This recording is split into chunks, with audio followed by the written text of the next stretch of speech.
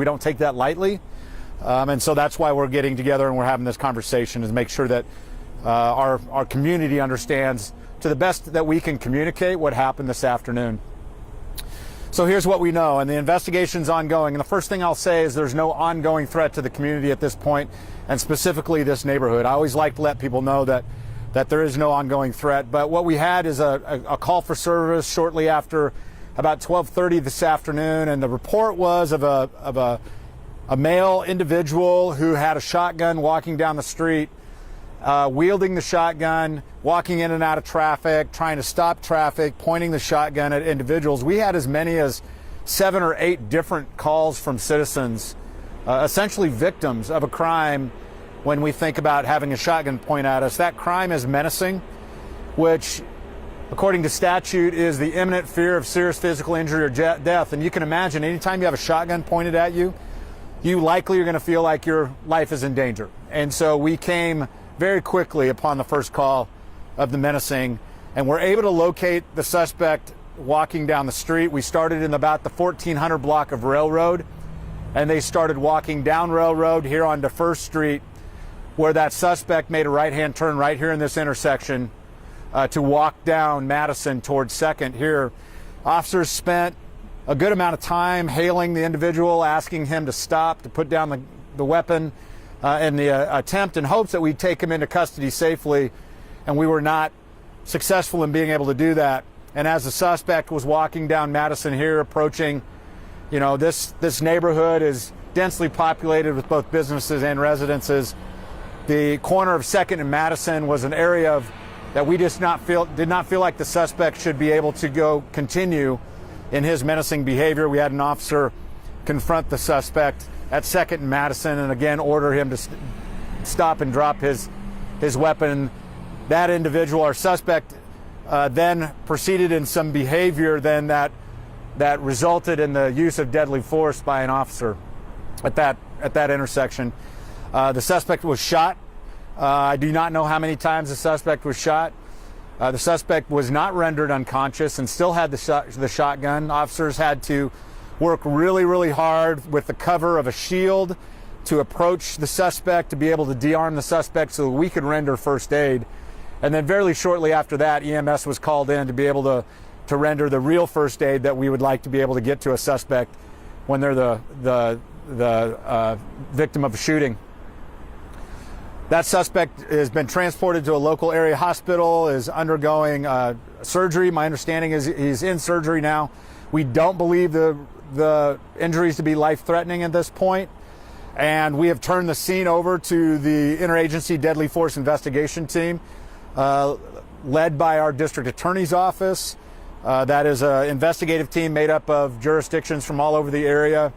Our independent police auditor has been called. They have seen the scene. We have briefed them on what happened. And right now we're just in the ongoing investigative mode and have turned that over to them. So I will try to answer a couple of questions, but we have a suspect that is probably going to be facing some kind of criminal charges. And anytime that's happening, we've got the integrity of that investigation and pending prosecution. And so I will not be revealing a ton of details about that. Unless I get the approval from the district attorney's office, and it's just too soon to get that. So let me answer a couple of questions if I can. So did the suspects threaten to shoot officers, and that's what led to them having to shoot him? Yeah, we don't know specifically. We can only surmise that there was some interaction between the suspect and officers, that officers felt like deadly force was justified and necessary. The investigation will reveal exactly what happened in that encounter that led to the shooting of the suspect. But our officers are so well trained. They've got so much good discernment around when to and when to not engage in deadly force that it is my assumption that there was some encounter there that led us to a point of using deadly force. The other thing that I'd point out, though, is this suspect had been walking for a long period of time, putting people in fear of their lives. And at some point, we have to draw a line that we're not going to let that happen anymore. We're not going to let somebody just continue to terrorize our community members with the shotgun. And that line for us was Second and Madison. And so we were not going to let that. Oakshire Brewing is right there.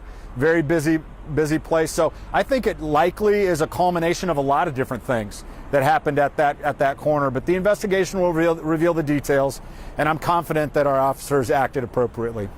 Were any less than lethal force used, such as tasers or feedback rounds or anything like that? Yeah, anytime we have a situation like this, especially when you think about a firearm being used, especially this shotgun and the way it was configured, there's almost no way to get close enough to use less lethal without putting yourself in a life safety issue.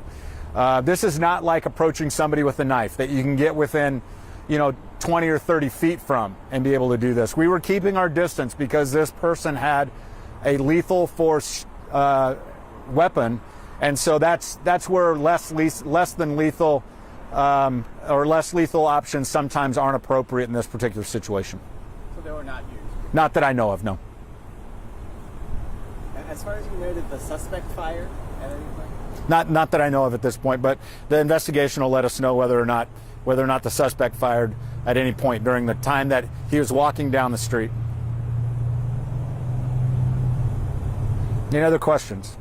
In terms of the person in traffic, so just to clarify, the man was not only on the sidewalk, he was in the roadway. Can you clarify any more? He was obstructing traffic? Yeah. What's known about that? Yeah, no, what I do know is just from the call details, it sounds like it was sidewalk, in traffic, trying to stop traffic, pointing his weapon at people that were in cars, on the sidewalk. Like I said, we had multiple victims call us, as many as seven or eight people calling 911 to report having a shotgun pointed at them. So it was a variety of both, I think, pedestrians and vehicles, is based on the call log. But again, the investigation will reveal all those details, but that's what we know right now. Does your department have any call history of this person? Yeah, Lauren, I don't know yet. I don't know. I know that we've identified the suspect. I'm certainly not going to reveal that now, and we'll be doing the background on our suspect as we do the investigation as to whether or not we've had any prior contact or calls with him. Can you share any demographics on him? How old is he? Yeah. As far as we know, white male, about 40 years of age is about all I know about the suspect right now. So again, we'll get better details once we're able to do the investigation. We've got him, like I said, we've got him identified. And if we've had other encounters with him, we'll have those well documented, and that'll be a part of the totality of the investigation. Can you clarify where this occurred? You mentioned 2nd and Madison, but as like a preventing him from getting to 2nd and Madison? Well, the officer our officer that fired shots was firing the shots from the cover of his vehicle, which was parked in the intersection of 2nd and Madison. And so the shooting actually happened, this gray building with the blue trim on top, the shooting actually happened right in front of that. So it was very close to that intersection, but that's where that happened. Were any homes or businesses evacuated by police during this time? Not that I know of. No, not that I know of. Is it known that it was a single officer that fired their weapon? We've got a single officer that has been taken to the police department and is the subject of the investigation.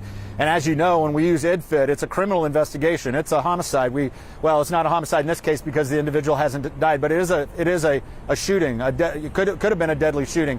And so we go through the criminal protocols. And so our officers at the office and with his representatives, and we'll be letting IDFIT be able to shepherd that investigation. Chief, can you say what agencies you had assist you when the incident happened? Well, I will tell you that it was mostly EPD because it was rapidly evolving. We had resources here to do that, but of course, since I've been here, I've seen Lane County Sheriff's Office, and then IDFIT has got a variety of agencies across Lane County to include OSP, and so it's a great collaboration with our partner agencies to make sure that we're doing this justly and reliably, so that our community can feel good about the investigation that comes out after a shooting like this.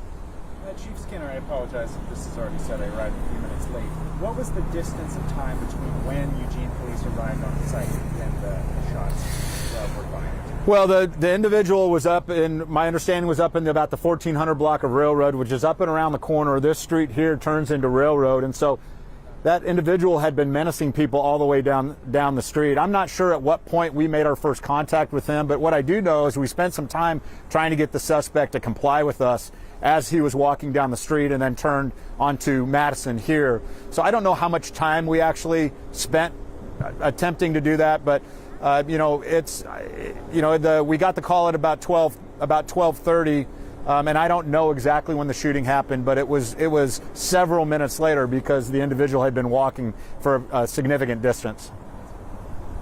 Is there anything known about the shotgun that the individual carried? Was it loaded? Was it operable? Were they the lawful owners of it? Yeah. Don't know anything about the weapon. All I can say is I've seen it, and I know that we recovered a shotgun at the scene. Part of the investigation will make sure that it's operable. Is it loaded? Those types of things. It is a shotgun that I would say is very much looks as if it's for personal defense. And it is a short-barreled shotgun. So when you think about an individual walking down the street, many people are thinking about a shotgun you would use for like bird hunting or something like that. That is not this kind of shotgun. This shotgun is very much for personal defense. Chief, did he make any threats towards your officers before the shooting? And did he continue to be aggressive towards your officers? I don't know if he made any threats towards the officers. Again, we'll find that out. We've got a ton of good video. We should have body cam video, potentially in-car video. Builders Electric, which is just down the street, has fantastic video on their building, which we think will be part of the evidence that we have. And so I think we'll have a really, really clear picture of what happened leading right up to the shooting. And so we'll have to just wait and see what we find. Were officers able to block traffic during the incident?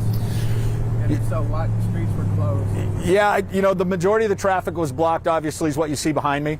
What I don't know is while the individual is walking down Railroad onto First, to what extent we were able to block traffic as we were trying to engage this individual. Knowing this police department, I'm sure they did everything they could to make sure that they were standing between the suspect and any innocent bystanders. That's part of what our job is. That's part of what we choose to do by wearing this uniform, is making sure we insert ourselves between bad guys and our innocent community members. So I'm assuming that happened, and it wouldn't shock me if that happened in a profound manner. All right, that's good, guys. Thank you very much. Thank you, I'm going to send this footage out to you.